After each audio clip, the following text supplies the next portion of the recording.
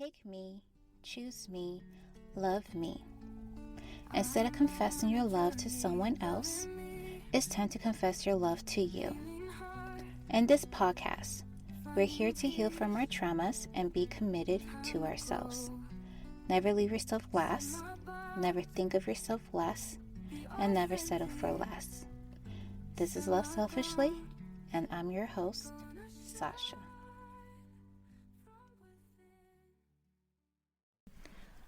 I want to say good morning because I am currently recording at midnight on a Sunday night. So, good morning.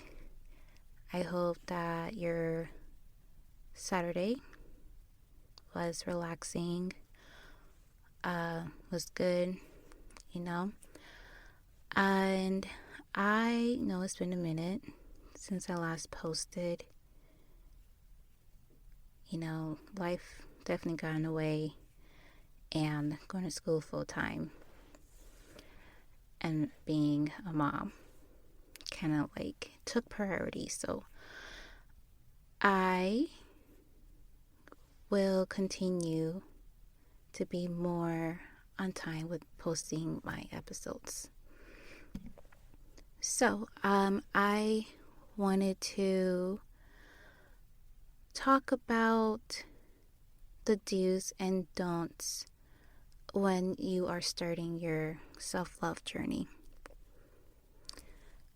I know when I started mine, I didn't know that I was doing a self-love journey. I was practicing how to set boundaries and follow through with my boundaries, and also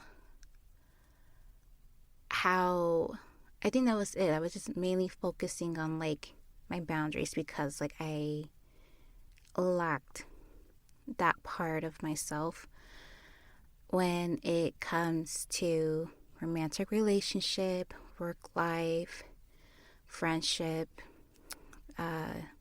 relationship with my family members. And so I didn't know that that was part of a self-love journey, and I didn't do it so well because I had other distraction in a way that I didn't really focus on myself. And so I came up with the do's and don'ts when you started your self-love journey, hoping this could help you to give you guys a guidance of how to start your self-love journey. I also want to give out a definition that I got from Psychology Today of what is self-love. And that is a state of appreciation of oneself that grows from actions that supports our physical, psychological, and spiritual growth. So self-love is a journey of what makes you unique and what you value most. It's also a journey to be authentic. All right, and so let's go ahead to the list. All right, the do's. Number 1, do practice self-compassion. Treat yourself with kindness, especially during tough times. Acknowledge your feelings without harsh judgment. Practicing self-compassion is vital for helping you with your self-love journey. We can be hard on ourselves when we face challenges or failure in our life, and we tend to focus on the negative because we set unrealistic expectations for ourselves, or what society tells us what we should be doing. And I also think like it's just easier. Like, I don't know why, but it feels like the negatives always outweigh the positive, when we really should look at the positive and the progress that we have done so far in our life. And so, not showing self compassion to ourselves lowers our self esteem and puts puts fear in you of like not wanting or pushing yourself to your potential, you know? We need to remind ourselves that we're human and that being a perfectionist is impossible. It's impossible to be a perfectionist. And we also like give ourselves grace and compassion when we face challenges in our life. You know, and I'm not saying like we can't get upset or mad or disappointed or anything like that. But, you know, like, don't let that define you all the way, you know? And, you know, it's okay to allow to feel those emotions, but the negative talking, what I'm trying to say, down talking to yourself is just gonna impact your confidence, and that is something that we don't need. You know, sometimes we have to be our own cheerleader, where we need to cheer us on to move forward, and of course with support, but like mainly like knowing our worth, knowing the journey that we have come so far, and that definitely will help you to be kinder to yourself. You know, like, all the negative talk, it's for the haters. You don't need to be doing that. Okay, and then number 2, do set boundaries. Protect your time and energy by learning to say no when necessary. Establish boundaries that prioritize your well-being. I vouch for boundaries. I love setting boundaries for myself and, you know, and for others. I came to realize that, like, you know, I deserve to be at peace in my life, and it also shows that I have respect for myself, and I expect, you know, others to respect those boundaries that I have put for myself.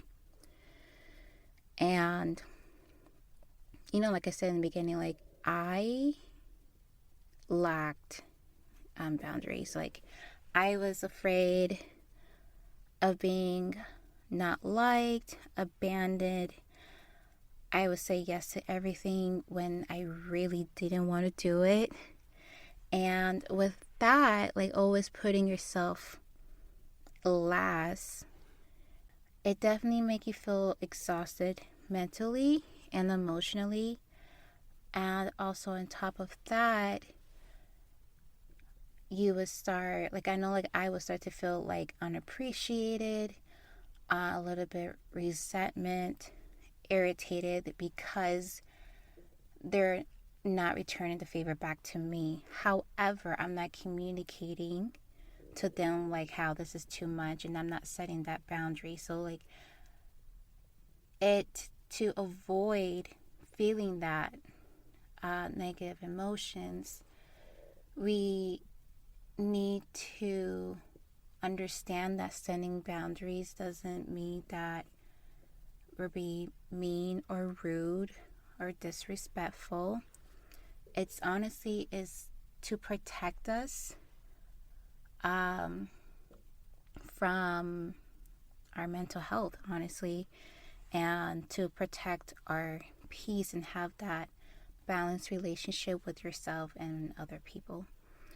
And so take the time that you need to replenish your energy. Take the time to yourself and relax, and then it's okay to say no. Like it, again, it doesn't define that you're being disrespectful or anything like that. If you know you can't handle it, I am positive that the other person would appreciate it if they are counting you on something. So that was number 2. Number 3, do engage in self-care. Prioritize activities that nourish your body, mind, and spirit, like exercise, hobbies, meditation, or spending time in nature. This is a challenge for me as a mother. Sometimes I constantly on the go, like as soon as I wake up in the morning, like I'm on the go until my head hits the pillows. And so I sometimes would just, leave myself in the back burner just to take care of my child and also take care of like my apartment and everything like that. But again, like we do need to take a moment to take care of ourselves, because like if we can't take care of ourselves and be there for ourselves, how can we be there for others? And so like what I know what works for me is like waking up a little early, where I get ready in the morning, where I take care of myself. And, then I go ahead and take care of my child once I'm done. And that has really helped me to make sure that I'm not abusing or neglecting myself. And also, like, if I have time between work and class, I would go to the gym and work out as well. And yeah, like self-care and self-love kind of goes hand in hand. Again, it's prioritizing yourself, to reflect, to make sure that you're well, to focus on your well-being. And like I know that can be challenging sometimes as a mom, or also like a mom working full-time, or a mom that is going to school. So I think that like giving yourself a little bit more time to yourself, or like try to get your kids into bed a little bit early, so that way that you have time to have some little downtime for yourself. And number 4, do surround yourself with positivity. Seek supportive and uplifting relationships. Surround yourself with positive influences can enhance your self-love journey. I wish I would have known that I was doing self-love journey. I honestly just got like out of like a toxic relationship before I met my ex-husband. And yeah, like I wish, like there was like one of my close friends, one of my best friend that I was messaging at the time. I wish I would have said like, hey, like I'm trying to be on this new journey, trying to figure myself out. And with her, I think that like with her support, or letting them know like this is what I want, I think it would have made me stay focused on my journey and on myself than falling out of it. And also, again, like, yeah, you definitely need that support and your self-love journey, just so it doesn't feel too lonely. Because like, yeah, like in the doing self-love, it can feel lonely sometimes, and it makes you want to like fill in that loneliness. But like that loneliness is good, because it makes you reflect on yourself. It's like a reflection on yourself, the goods, the bad, your life, that or like the decisions that you've made in the past and stuff like that. But having a positive support around you, a support partner that wants to see you do better, is always great. It's always good. It just makes you feel like you're doing something right for yourself. That extra boost, you know? And then number 5, do celebrate small wins. Acknowledge and celebrate your achievements, no matter how small. This fosters a positive self-image and boost of confidence. I don't really necessarily do a lot of celebrations when I reach achievement, but I always give myself like affirmations or like a prep talk, like I'm so proud of myself that I did this. I'm so proud of myself that I got up and cleaned my apartment, you know? And so it definitely like boosts my confidence, and it also like made me feel that I'm being responsible as well. And you know, like no matter like how small the wins, I think everyone should just go out and celebrate. I would celebrate it solo, you know, to myself before I share it with others. I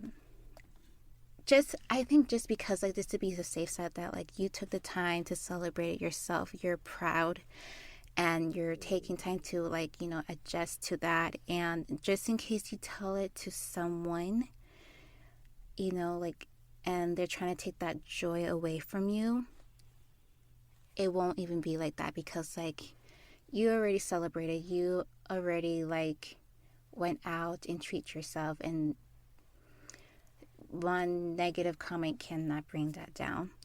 And so like once you celebrate solo, go ahead and tell again the people that support you, that is positive influence around you, and y'all can do like something together if you want to, if they want to plan something that. And so again, celebrate small wins. It doesn't have to be anything big to feel like you achieve things in your life. And then the last of the do's, do be patient. Understand that self-love is a journey and not a destination. Give yourself grace as you navigate ups and downs. I know most of us want fast results overnight, but self-love isn't like that. It's literally a journey, a continuous journey of self-discover. And so we will be experience different emotions.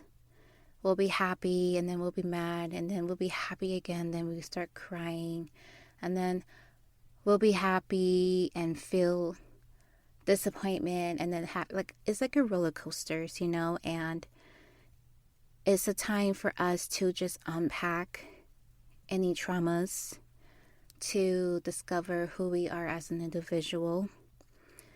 And it's definitely a journey, but like you would appreciate so much of yourself, of how much you have overcome and what you have achieved, and like you will definitely see a difference within yourself as well when you do your self-love journey. So like be patient, you know, all journeys are different. This is your story, your journey, and your life. So take the time that you need. The do nots. All right, and this is also 6 things. Still number 1, don't compare yourself to others. Everyone's journey is unique. Focus on your own growth rather than measuring yourself against someone else. Okay, so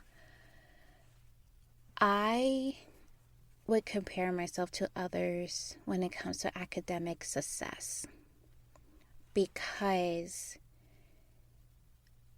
my parents will be like, that's like the biggest main thing about like being successful, completing college and trying to be in the same spot with my other cousins, basically.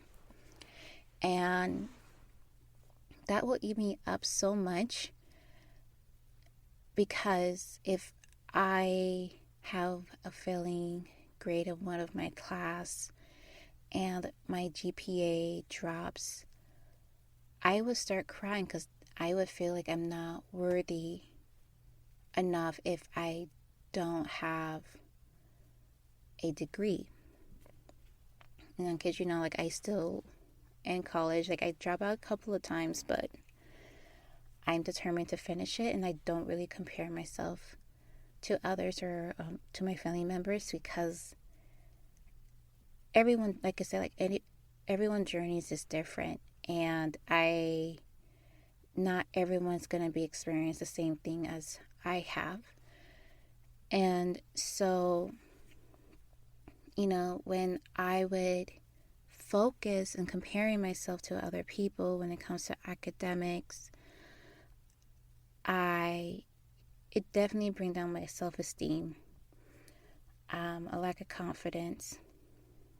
I think I would be so full, my head would be so wrapped around it. But like I said, like as I got older and reflect more of my past life, it doesn't, me not completing college or getting the free doesn't define who I am as an individual. It doesn't define that I'm educated or not.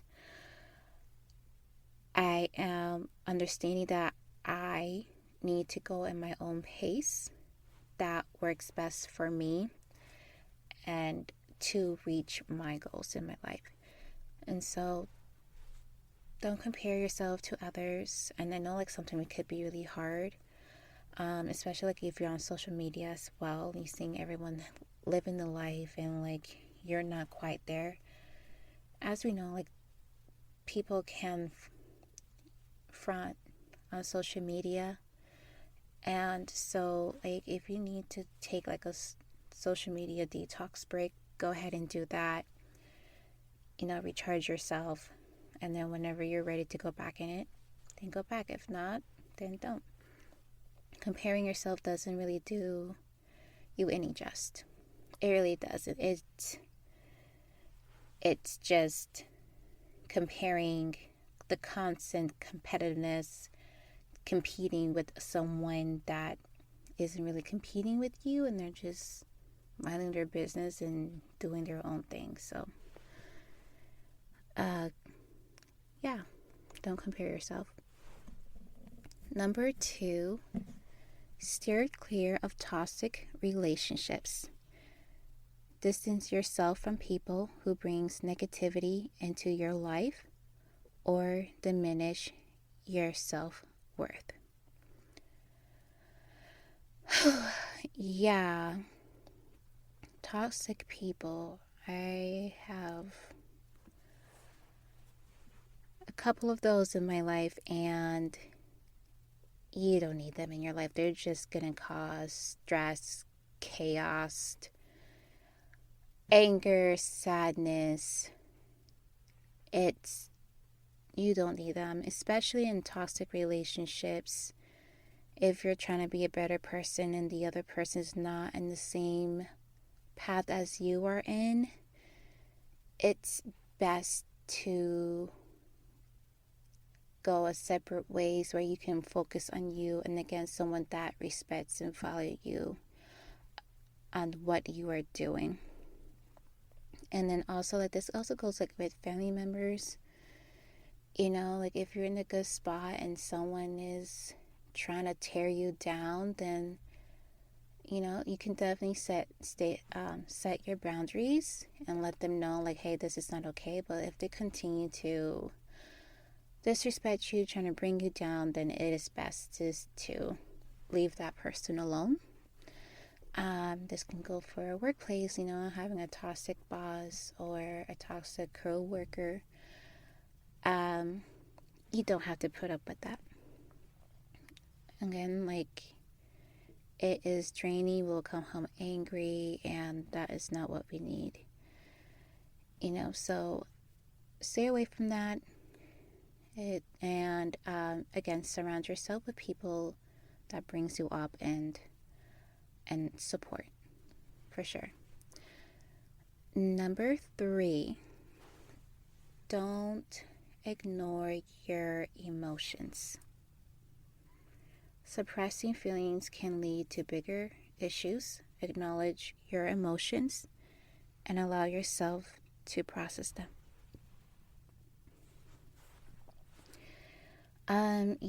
So suppressing your emotions is not a good idea. It is a bad idea. I would have such a hard time to express how I feel just because I didn't want to seem ungrateful or maybe I'm overreacting. And so because I'm suppressing all those emotion and taking every jabs that come at me, I eventually explode, and explode as in yelling, and then I start crying.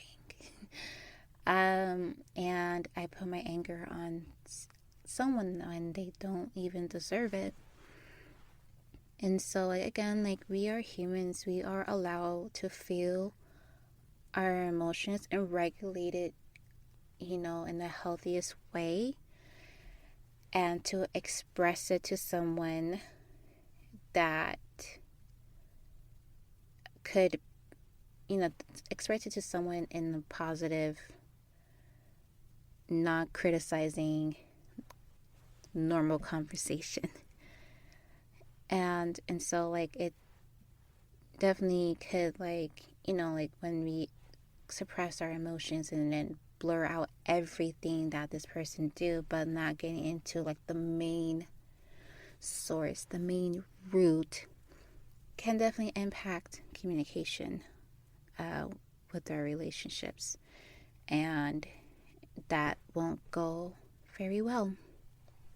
And so for me, because this is so new to me, I definitely need to take some time to understand what I'm feeling, what made me feel this way. And once I understand those two things, then I would address it with that person. Before, it would take me 2 or 3 days to because I had to practice it. I had to it took me a while. Okay, why am I so annoyed? Why did this hurt me? Am I all the overthinking? But now I'm just okay, I'm upset, but why am I upset? Because of this. Okay, so because of this, why did that upset me so much? Because they said this or they did that. And then once I understand my feelings and I'm able to communicate that with that person in a calm state, then I would go ahead and do that. I don't take 2 or 3 days anymore. And so, yeah, express your emotions. Let it all out. It's not overwhelming. If they can't handle it, then, that's on them. That's their problem. It sounds like a you problem. Number 4, don't seek validation from others. Your self-worth should come from within. While feedback can be helpful, it shouldn't define your value. Yes, this one. I was such a people pleaser. I would want to please everyone the best that I can. Again, childhood trauma.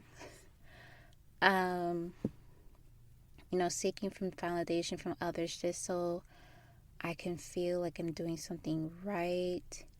But it also showed that I don't have confidence in myself. And I think some people, not now, but before, would take advantage of that, would notice and take advantage of it. So Um, like some people will take that as an opportunity to manipulate and gaslight you. And because they know that you don't really trust yourself. And so like we don't, like if we're unsure about something, we can definitely like take an advice, but like we should take the moment and like at the end of the day we should take a moment to see like, okay, what is the best option for me.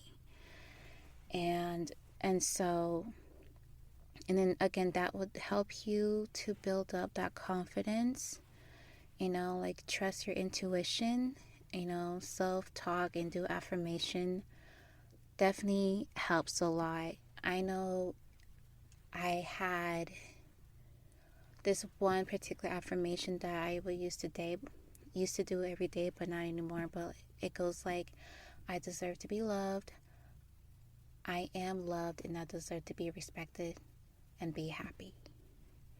Because before I didn't believe that, and I would like seek validation from other, in relationship wise, to feel those things. When honestly, like happiness comes within, loving yourself comes within, and if you don't trust yourself, if you don't love yourself, how do you expect someone else to do the same for you? So don't seek for validation. And number 5, avoid perfectionism. Embrace your imperfections. Oh, pause. Sorry. Embrace your imperfections and understand that they are part of being human. Perfection is unattainable. Perfectionism doesn't exist in this planet. It is unattainable and impossible to achieve. And even if it's achievable, it will never be enough for you because you think you could do better, or it will not be enough for other people because they have their own opinions and thoughts, and then that will just bring you down, and then you will think, oh my gosh, I'm not perfect. This thinking about that, this saying that is just so exhausting. And another way, it's also like seeking validation from other people when you're trying to be so perfect. And we just have to accept the fact that we're not. We're humans. We make errors. It's going to happen. And we should take that opportunity to learn and reflect and grow instead of just down talking to ourselves. Okay? Just know that you is kind, you is smart, and you is important. Okay?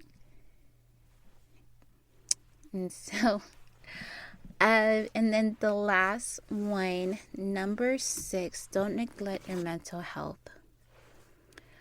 We're in the month of October, is mental health awareness, and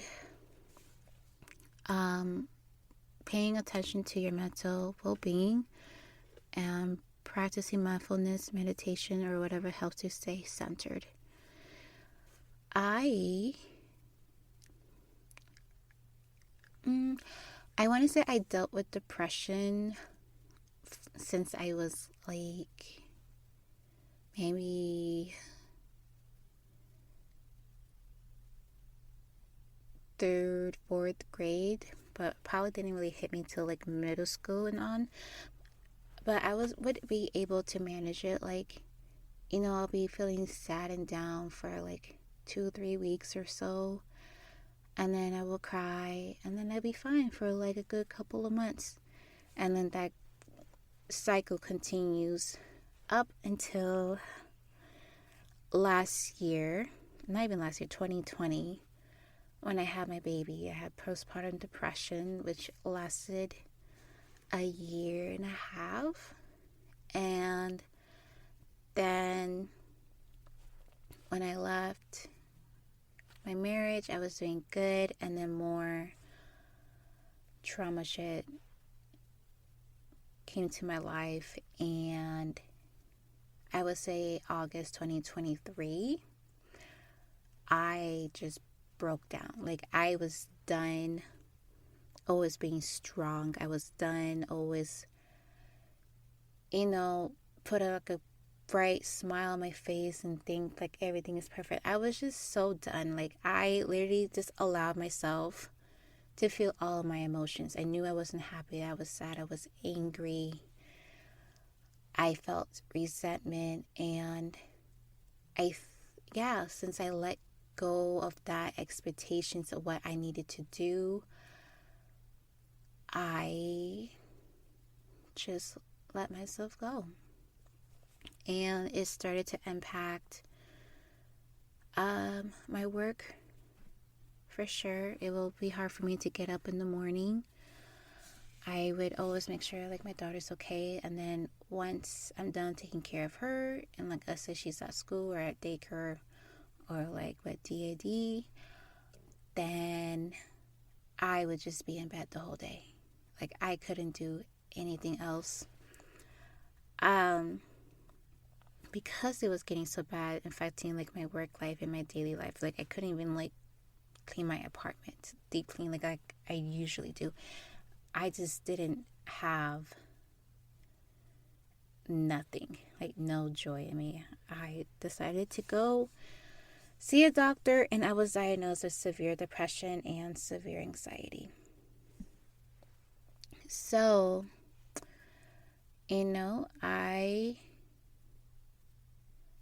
at that time I was going to therapy, but like it did help for a little bit. It helped me to realize a lot of things, but mentally, like, I needed that extra help. And so, I decided to take the medicine, and I am forever grateful because I feel like once the effect started to kick in, I'm like, oh my gosh, this is how like a normal person would feel.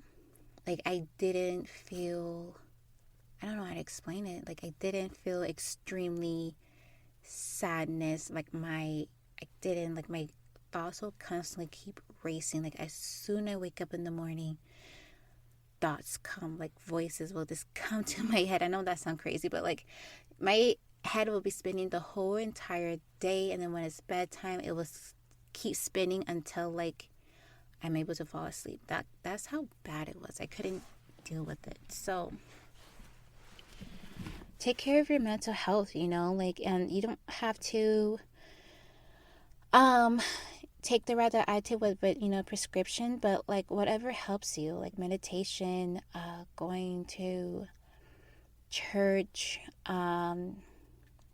whatever it is, support groups that could help you with your mental state, go ahead and take that, because again, it will just put you in the spot where you need to be and to continue you to grow.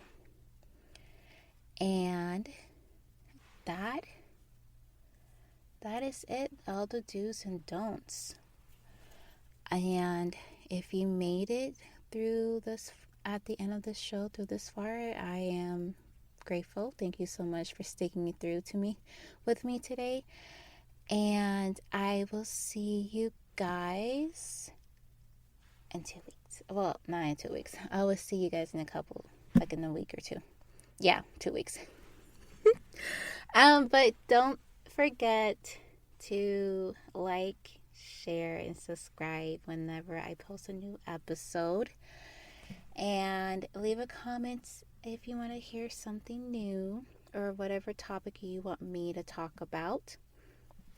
Until next time, never leave yourself last, never think of yourself less, and never settle for less. See you on the next episode of Love Selfishly.